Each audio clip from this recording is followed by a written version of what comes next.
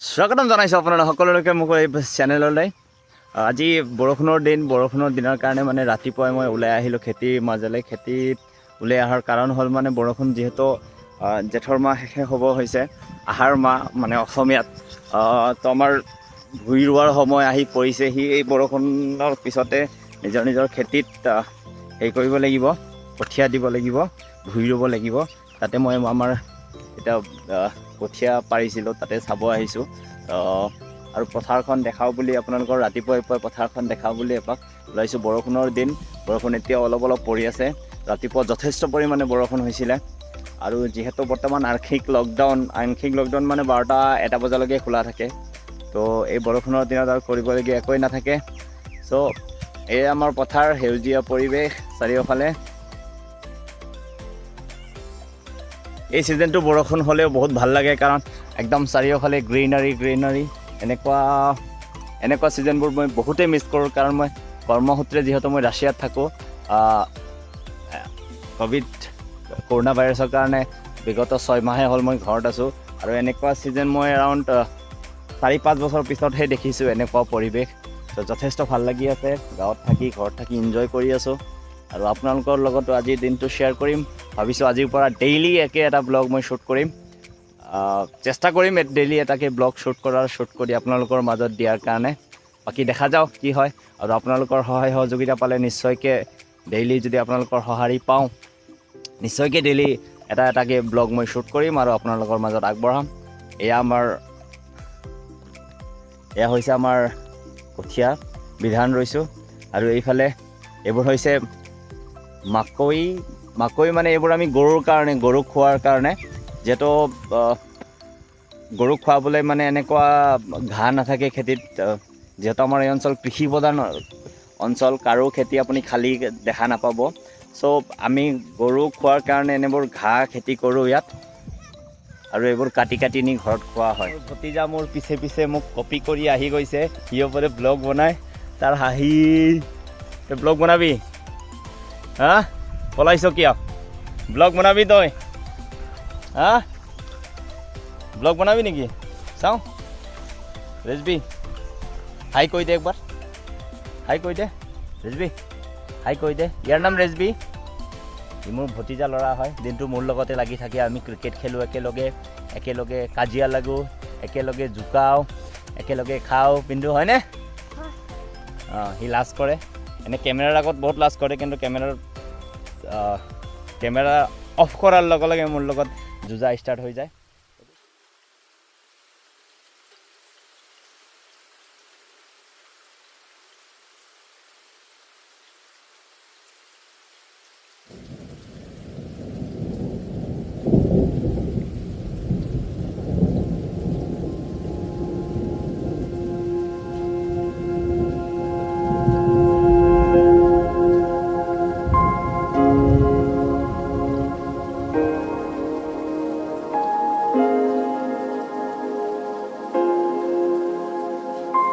এতিয়া মই আহি পালোঁ আমাৰ ভেন্দি খেতি, নতুনকৈ লগাইছোঁ ভেন্দি খেতি।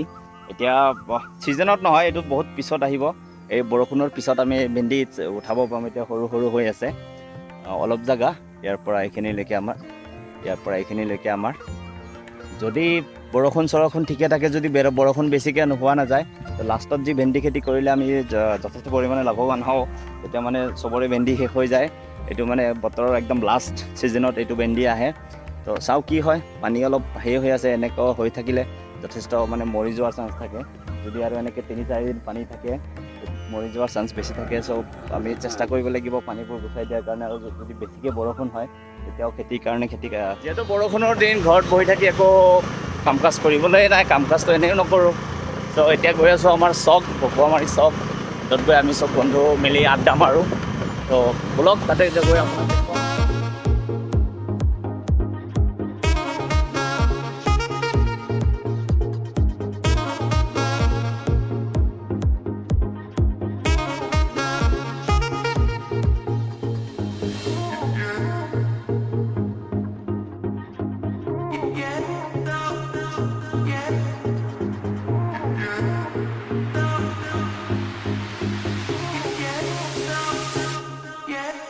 yeah.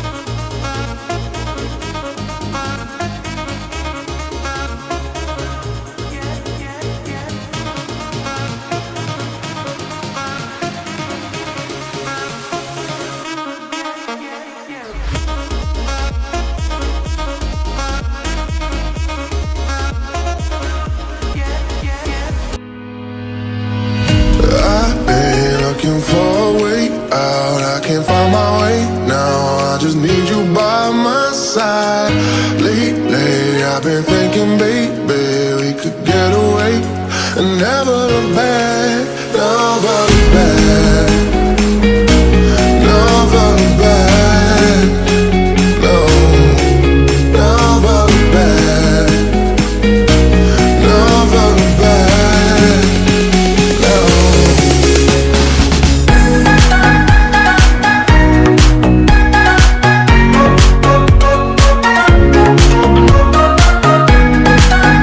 আহি পালোহি চক, এয়া আমাৰ চক।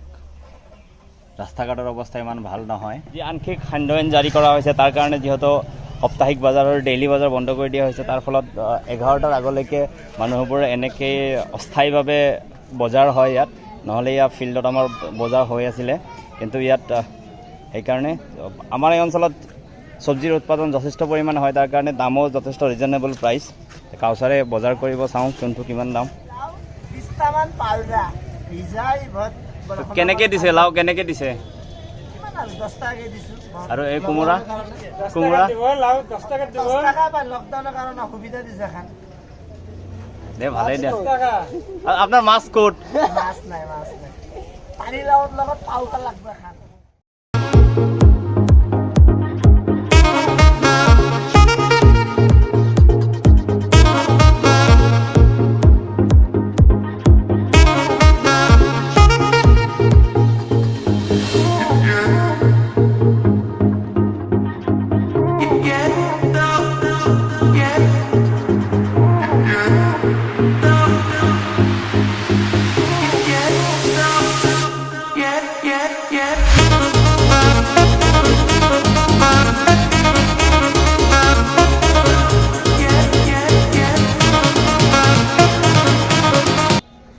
এয়া মোৰ ভকুৱামাৰী চকত আড্ডা মৰাৰ নাম্বাৰ 1 জেগা। মোৰ বন্ধু জালাল উদ্দিনৰ তেওঁ মেডিচিনৰ হোলচেল কৰে, শান্তি ড্ৰাগ ডিষ্ট্ৰিবিউটৰ, ভকুৱামাৰী চকত আছে। এই অঞ্চলৰ সকলো ফাৰ্মাচিষ্ট, আমাৰ গাঁৱত যোনবোৰ ফাৰ্মাচী থাকে সকলোৱে ইয়াৰ পৰাই তেওঁলোকে ঔষধৰ যোগান ধৰে।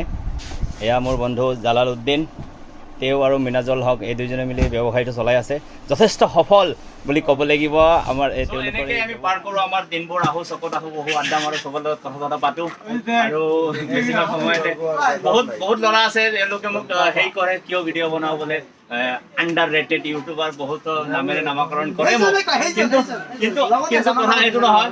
মোৰ কথা হ'ল যে আমি যোনবোৰ ভিডিঅ' বনাই সেইবোৰ আমি সেই মেমৰি হিচাপে ইউটিউবত সংৰক্ষিত কৰিব ৰাখিব পাৰোঁ, আৰু পিছত যদি আমি বুঢ়া হ'ম আমাৰ ল'ৰা ছোৱালীক আমি দেখাব পাৰিম যে আমিও কিবা এটা কৰিছিলোঁ, আমাৰ দিনবোৰ কেনেকৈ পাৰ কৰিছিলোঁ। থেংক ইউ ইউটিউব আমাক এই প্লেটফৰ্ম। চ' এতিয়া আমি কথা পাতিম মোৰ বন্ধু জালালৰ সৈতে। তেওঁ এই বিজনেছত কেনেকৈ আহিল আৰু আপোনালোকক জনাব তেওঁ। আৰু এই বয়সত মই ক'ব গ'লে এটা ছাকচেছফুল বিজনেছমেন বুলিয়ে ক'ম।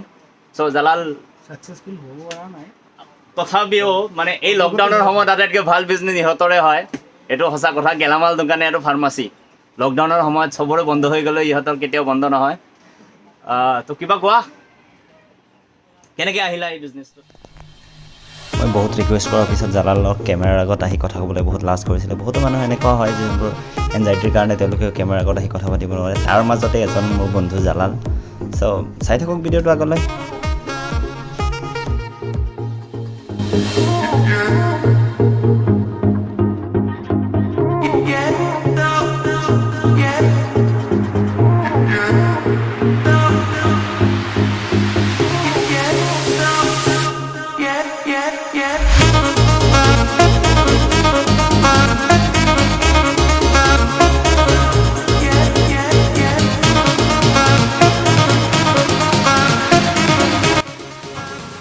আমাৰ বজাৰ সমাৰ কৰা হৈ গ'ল। যি বস্তু নিবলগীয়া আছিল চবৰ পৰা নিলোঁ। মই কিনা নাই, কাউচাৰৰ যি চব্জি লগা আছিলে চব কিনা হৈ গ'ল। এতিয়া এইটো আমাৰ খেলপথাৰ, এইফালে কাউচাৰতো স্কুল, আবাবিল একাডেমি ভকুৱামাৰীত একমাত্ৰ মানে কোৱালিটি এডুকেশ্যন দিয়া প্ৰথমখন প্ৰাইভেট স্কুল। ইয়াৰ আগতে ভকুৱামাৰীত কোনো ধৰণৰ প্ৰাইভেট স্কুল নাছিল আমাৰ অঞ্চলত। তেওঁলোকৰ প্ৰচেষ্টাত প্ৰথম প্ৰাইভেট স্কুল আমাৰ অঞ্চলত স্থাপিত হয়। চ' আজিৰ ভিডিঅ'লৈকে ইমানতে সামৰিছোঁ। যদিহে আপোনালোকৰ ভাল লাগিছে ভিডিঅ'টো লাইক কৰিব, কমেণ্ট কৰি জনাব আগলৈকে কেনেকুৱা ভিডিঅ' বনাম। আৰু শ্বেয়াৰ কৰিব নাপাহৰিব আৰু মোৰ চেনেলটো ছাবস্ক্ৰাইব কৰিব নাপাহৰিব ধন্যবাদ